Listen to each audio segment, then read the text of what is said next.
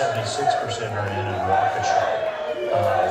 83% are in Washington. 98% plus in Ozaki. And so, you know, you have to do some math and scribble around, but, you know, are there more votes in the city of Milwaukee to offset what's left out there in Ozaki and thereby reduce Trump's margin? They turn it back on? Fair point. And this is where it was 4 years ago. It was 22,000. Yeah. Right? Right. Take it back to Michigan. 4 years ago, it was 10,600. Yeah. Well, here we're trying to figure out what's left out there, and what's the predominant color. It's what we've got 10 guys sitting there, and 10 guys and gals sitting there in Nerdville, doing right now that we're just talking about. They're still away. Yeah. But look, my gut tells me that this is why this thing is going to have another couple of twists and turns. You mentioned Georgia. You've got all that, the mostly black inner city suburbs of Atlanta that are still out, more heavily out than the rest of the state. Milwaukee's got a higher percentage of its vote left out than rural Wisconsin. The city of Detroit, the Wayne County, and some of the suburban counties have a lot more vote out than the Upper Peninsula or rural northern Michigan. We're just looking at the cab here, right? I mean, they said they had a bit of a problem counting. It looks like they're counting pretty much right now. Yeah. Carl, thank you, sir. Let's get back to the internet. All that stuff that we looked up and find. We can't. Thank you, sir. Back downstairs. We good? Bill, Carl, thank you. Let's head over to John Roberts at the White House. We're hearing there's a 5-minute warning.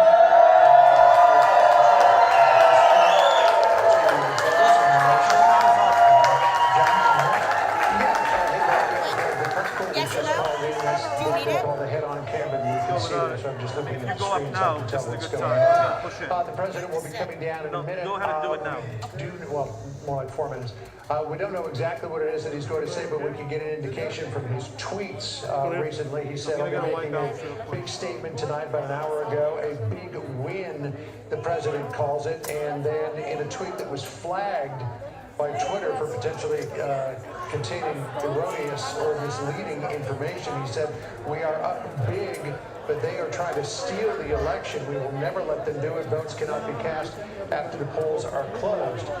We saw Joe Biden come out not long ago, immediately after the president tweeted big win. Joe Biden tweeted that it's not up to the president, it's not up to Joe Biden to declare who wins the election. It's up to the voters to do that. I expect that the president will probably thank the people who are there in the East Room. He'll say that they're doing well. If you look at some of the projections, Georgia, according to one projection I looked at, is now projected to be in the Biden column, which means that if the president were to lose Georgia, he would have to run the table of North Carolina, Pennsylvania, Michigan, and Wisconsin in order to get above 270 votes. Otherwise, the election goes to Joe Biden, who would I know, I just want to make sure you're okay. about 270, 271. So the president's got to hope that those early numbers in Georgia last, and that nothing crazy happens in Pennsylvania, because nothing crazy happens in North Carolina, because when you look at both Georgia and North Carolina, the president is ahead by about the same margin, which is just about 2 points or so. So there's not a lot of room for more votes to come in for Joe Biden. We are going to all, it looks like, get whatever sleep we can in the next few hours, not knowing who the winner of this election is. And as you were pointing out with Jonathan Turley and Andy McCarthy, this thing could go on for days, Brett and Martha, before we know actually who won. And as this begins to tighten up, I think that's when the potential for legal challenges increases exponentially, particularly in the state of Pennsylvania, which has got until Friday to count votes, and North Carolina, we've got another 9 days to count votes as well. So this happened to us in 2000, and I remember standing there in an outdoor amphitheater in the rain in Nashville, waiting for Al Gore to come and concede. We were told that he was going to concede the election to George Bush, And we were left standing in the rain because Al Gore never showed up to concede. And it wasn't until 37 long, torturous days later that we finally learned that there would be a winner of that election. And we can only hope it doesn't take another 37 days, but we'll see. I was there in Nashville too, and then got on a plane to Tallahassee. That's the shot. There's no shake. No. John, what's the It's up over-under on that air. Fox News comes out in this event? You'll give it to me. What the president says, talks about Arizona? Yeah. You know, I think the likelihood is probably pretty high, but I've been proven wrong before. You never know where the president is going to go, but if he's got a grievance, it's a pretty good chance you're going to hear it. And obviously, aren't in Michigan, and the decision does stand by that call and when they made it. And you can see when you look at the calculus now why they were so instantly concerned about Arizona, because they probably had some concerns about Georgia at that same time, and they need to balance that out in order to get to 270. And you can see the camera on the door. This is in the East Room, as the president is expected to come out any moment now. I mean, unlike what we saw in 2000, you've got several states that are up in the air tonight and nowhere near any kind of conclusion as we head towards the 2:03 time tonight, Brett. John, this is in the East Room. They had to set up there. Yeah, there's about 400 people who were there. I was invited in to be part of what's called an expanded pool, but I've got to be out here in the North Lawn speaking to you. We were not able to do any unilateral broadcasting from inside that room, which is why I stayed out to stay with you. But Explain why they're there, because there was a battle about whether it was going to be at the Trump Hotel. Initially, it was thought that the plan was to have a group of people, this group of people at the Trump International Hotel, but Mayor Muriel Bowser of Washington, D.C. has been putting a lot of pressure on the Trump Hotel to not hold an event that more than 50 people are gathered at, because Washington, D.C. is still in phase 2 coronavirus reopening, which means that crowds have to be limited to 50 in terms of size. But here at the White House, you're able to do different things. It's federal property. It's not administered by, or at least doesn't fall into the jurisdiction of Washington, D.C. So the president was able to have more people. They thought about having it somewhere else, but the president has done a number of campaign events at the White House. There's also a campaign war room that was established at the Eisenhower Executive Office Building, which is the big building that's just across West Executive Drive from the White House. No taxpayer money, we're told, was spent on putting the campaign in that war room. The campaign took care of all of it. But here you have, that's the situation here in 2020, where we have to live by, to the best of our ability, these COVID restrictions. A lot of people would say that the president flaunted, if not violated, those rules with the airport gatherings that he had across the country with campaign rallies. But the decision was made to bring it here to the White House so as not to run afoul, at least the Trump International Hotel, the COVID restrictions imposed by Washington, D.C. So, John, Joe Biden came out at 12:31 this evening, a little over an hour and a half ago now, and the president was going to come out about 5 minutes ago. I mean, you have to wonder if there's ongoing discussion or what took them this long to do this at 2:05 in the morning in terms of how they're going to present their case here. Yeah, well, I think the president might have been waiting to see if Georgia was going to be declared, and when it became clear that that wasn't going to happen because of the suspension of counting there in Fulton County, or at least a reduction in counting in Fulton County, that they probably got an argument together. And I think you're probably going to see the president lay down something of a gauntlet here in terms of the potential for, as he has been saying on the campaign trail, for weeks if not months now, that the only way that he is going to lose is if the election is stolen, and maybe sort of laid the groundwork here for myriad legal challenges to the outstanding vote or these extended deadlines that we see in many states across the nation. There was a thought earlier tonight that if the president looked like he had a sizable lead in places like Pennsylvania and North Carolina, that there wouldn't be any reason for a legal challenge. But as that vote begins to tighten, we expect that it will tighten in Pennsylvania as well, as more results come in from the heavily Democratic areas around Philadelphia and Pittsburgh. that the likelihood or the probability of a legal challenge grows with every vote for Joe Biden that comes in, and every percentage point by which the vote difference begins to tighten. So I think the president may begin to lay the case there that he has to go into court and start to challenge these votes for fear, as the president will likely say, that the election could be stolen from Republicans. All right, John, stand by. Chris Wallace, what do you think the president's going to do? You obviously listened to the former vice president. Yeah, I think that both of them are setting the table for the possibility of legal challenges. And, you know, it'll be interesting. It does seem somewhat reminiscent of 2000. The Democrat is saying count every vote, keep the vote going until every vote has been counted.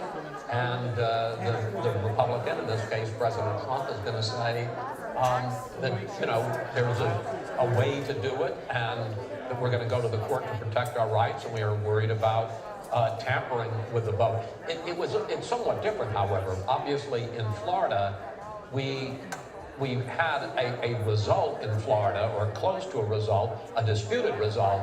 But I mean, we're in a situation now where we're nowhere near Pennsylvania counting all of its votes, or Georgia, or a number of these states. So it's a more complicated case for the president to make now than it was in Florida, where all the states have been called at various points. George W. Bush had been declared the winner. Joe Biden, Al Gore had actually conceded and then had to rescind his concession. And of course, the famous line where Gore said, "You don't have to be snippy about it."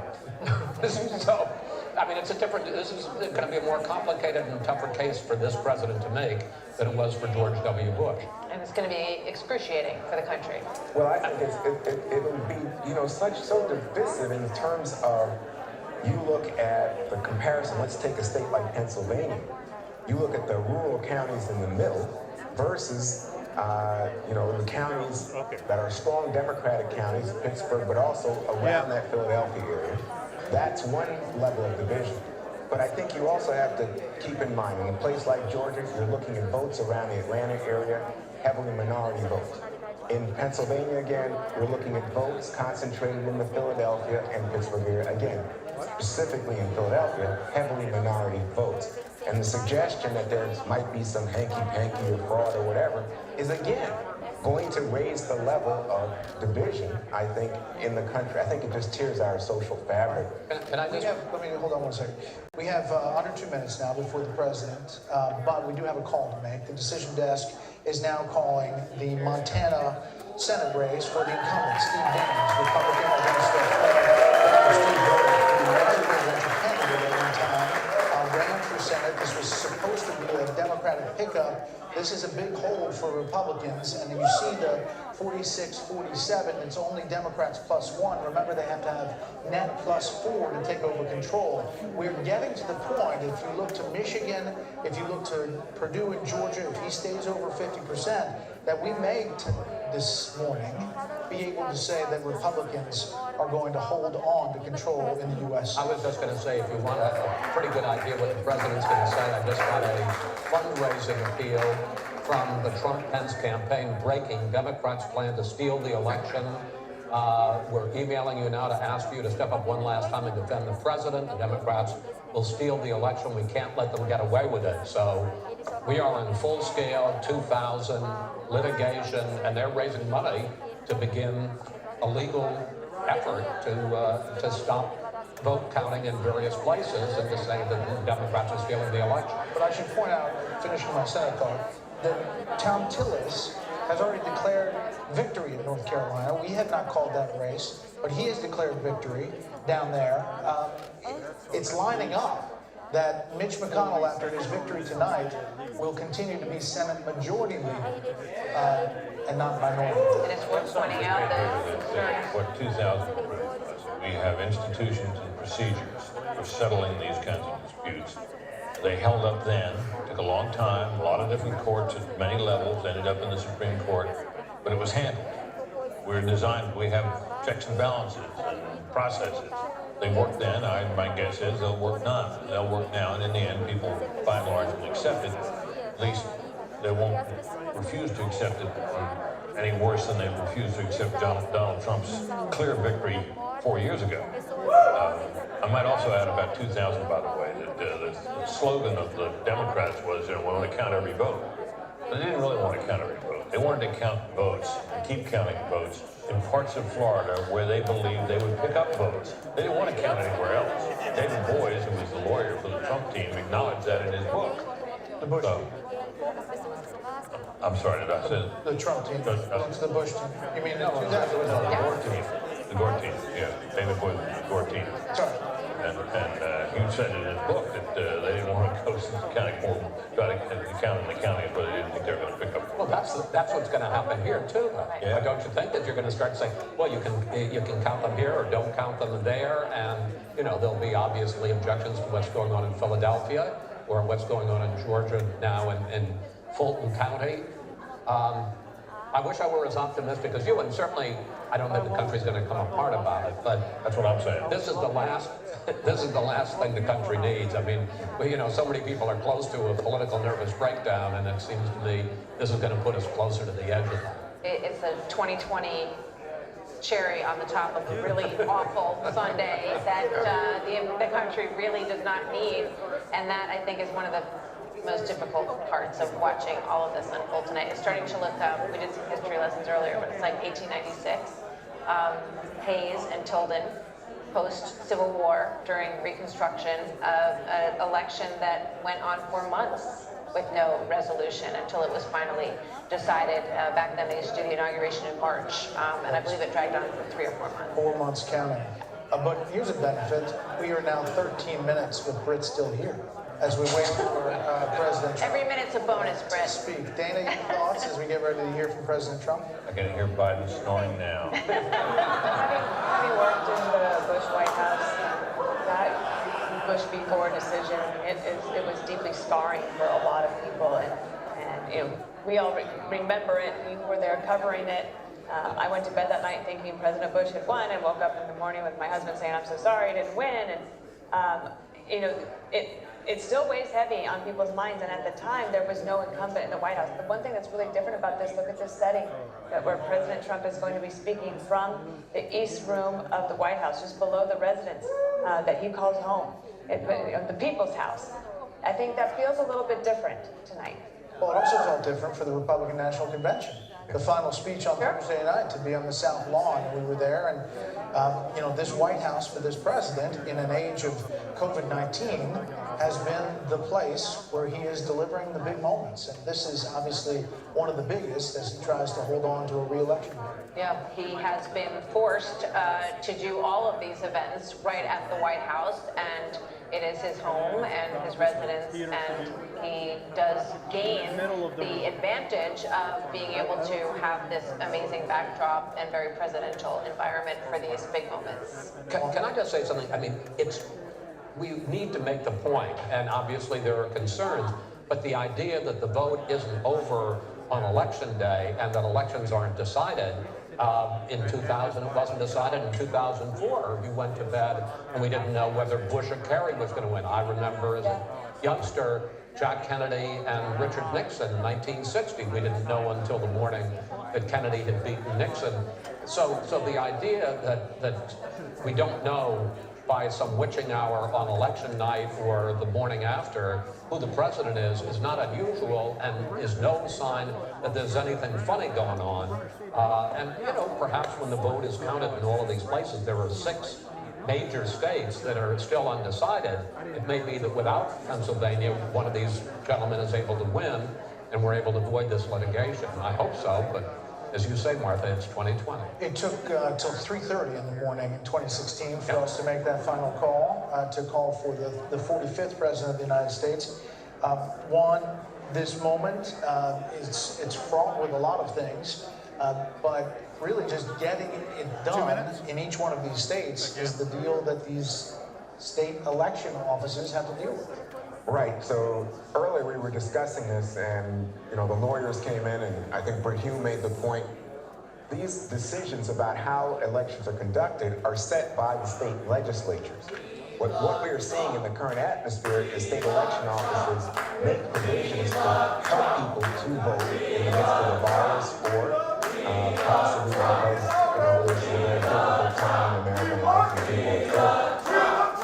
What we are seeing now, I think, is setting up again, and just come back to this, I think, a very difficult moment in terms of American life. But I just wanted to reiterate what Chris had said. It's not unusual that you have an election for president decided beyond the day of the election, and it's again a consequence of the fact that every state, states' rights, 10th Amendment, is able to make their own rules for how the election is conducted within their boundaries. By the way, Martha, I was so impressed that you knew about Rutherford B. Hayes and Tilden, and how that decision was decided. It basically On the shrug, on the shoulder shrug. pulling troops out of the South. That's how we got President Hayes. That's how we got President Hayes. Yeah. And that's it. Awkward pause. Congratulations, President Hayes. Probably I also say we planned about 20 minutes and 2-minute warnings for the president. I imagine he has a way that he wants to say things, and the lawyers have a way that they want him to say things. So that's why you got the teleprompters there, because you don't want him to say something that is going to be used against him in court if this does go to any sort of a court situation. So you're saying this is not a freewheeling operation? This is not a rally. I would say that. Yeah, that's an interesting thought. So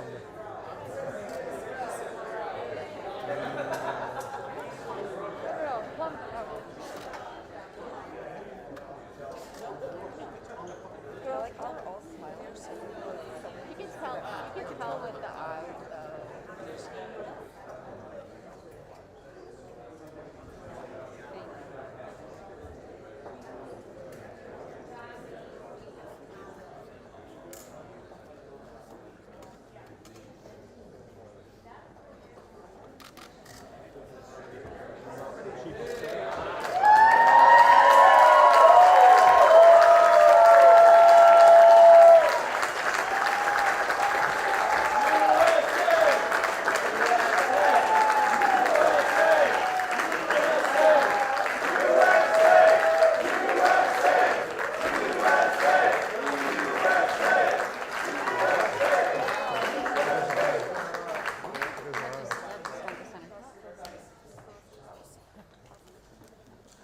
Ladies and gentlemen, the President of the United States, Donald J.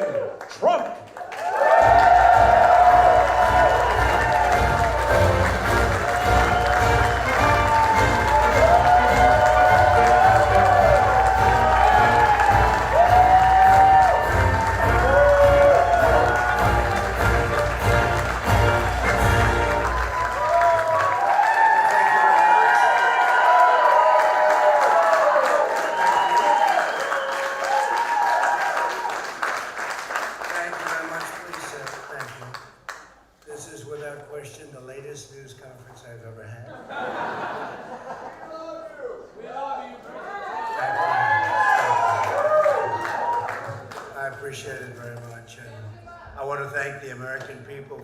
Tremendous support. Millions and millions of people voted for us tonight, and a very sad group of people is trying to disenfranchise that group of people, and we won't stand for it. Yeah. I want to thank the First Lady, my entire family,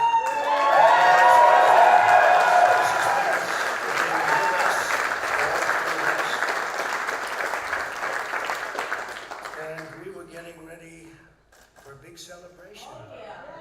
We were winning everything, and all of a sudden it was just called off. The results tonight have been phenomenal, and we are getting ready. I mean, literally, we were just all set to get outside and just celebrate something that was so beautiful, so good. Such a vote, such a success. The citizens of this country have come out in record numbers. This is a record. There's never been anything like it. To support our incredible movement. We won states that we weren't expected to win. Florida, we didn't win it. We won it by a lot.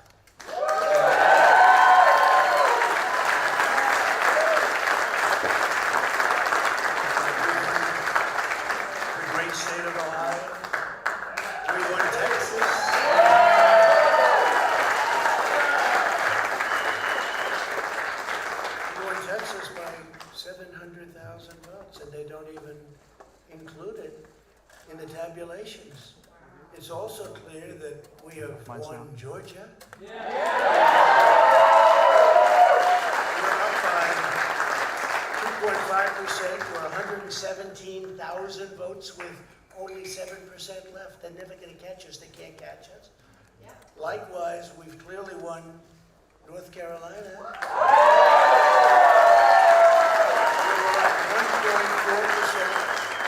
For 77,000 votes with only approximately 5% left. They can't catch us. We also, if you look and you see Arizona, we have a lot of life in that. And somebody declared that it was a victory for, and maybe it will be. I mean, that's possible. But certainly there were a lot of votes out there that we could get because we're now just coming into what they call Trump territory. I don't know what you call it, but these were friendly Trump voters. And that could be overturned. The gentleman that called it, I watched tonight, he said, well, we think it's fairly unlikely that he could catch. Well, fairly unlikely. And we don't even need it. We don't need that. That was just a state that if we would have gotten it, it would have been nice, Arizona. But there's a possibility, maybe even a good possibility. In fact, since I saw that originally, it's been changed and the numbers have substantially come down just in a small amount of votes. So we want that obviously to stay in play. But most importantly, we're winning Pennsylvania by a tremendous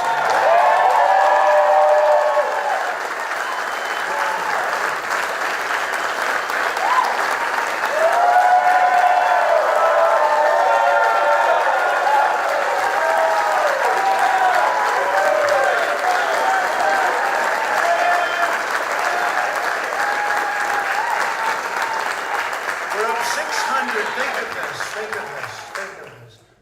We're up 690,000 votes in Pennsylvania. 600. These aren't even close. It's not like, oh, it's close. With 64% of the vote in, it's going to be almost impossible to catch. And we're coming into good Pennsylvania areas where they happen to like your president.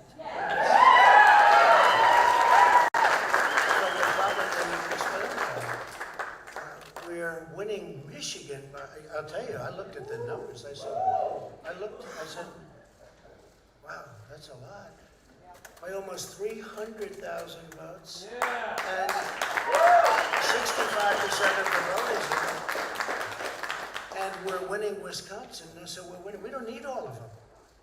We need, because when you add Texas in, which wasn't added, I spoke with the really wonderful governor of Texas just a little while ago, and Greg Abbott, he said, congratulations. He called me to congratulate me on winning Texas. I mean, we won Texas. I don't think they finished quite the tabulation, but there's no way.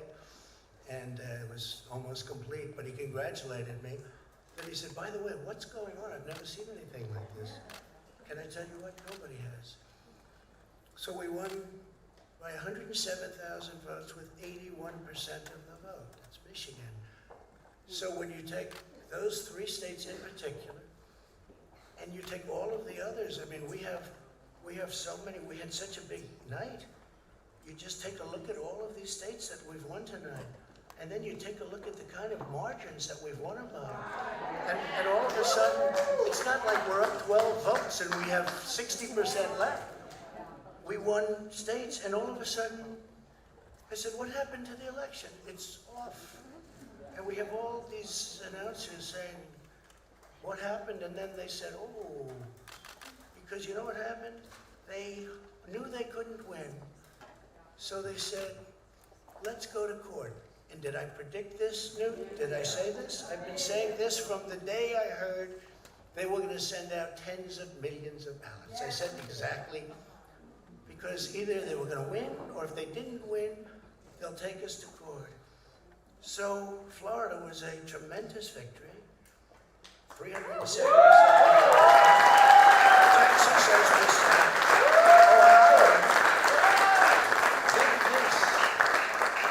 Ohio, a tremendous state, a big state. I love Ohio. We won by 8.1%, 400,000, almost 500,000 votes. North Carolina, big victory with North Carolina. And so we won there. We lead by 76,000 votes with almost nothing left. And all of a sudden, everything just stopped. This is a fraud on the American public. This is an embarrassment to our country. We were getting ready to win this election. Frankly, we did win this election.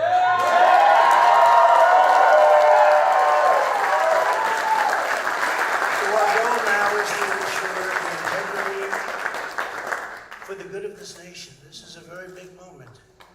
This is a major fraud in our nation. We want the law to be used in a proper manner. So we'll be going to the U.S. Supreme Court.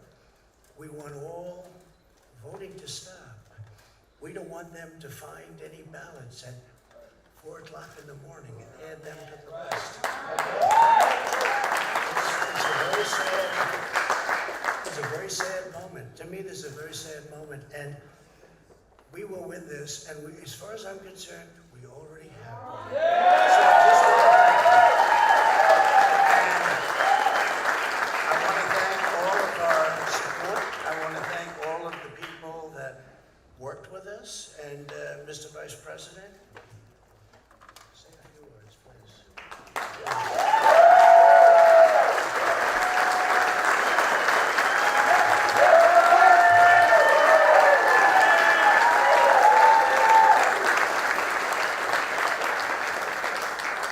Thank you, Mr. President. I want to join you in thanking more than 60 million Americans who have already cast their vote for 4 more years for President Donald Trump.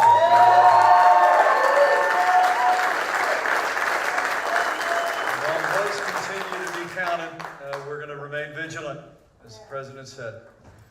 The right to vote has been at the center of our democracy since the founding of this nation, and we're going to protect the integrity of the vote. But I really believe with all of my heart, with the extraordinary margins, Mr. President, that you've inspired in the states that you just described, and the way that you launched this movement across the country to make America great again, I truly do believe, as you do, that we are on the road to victory and we will make America great again.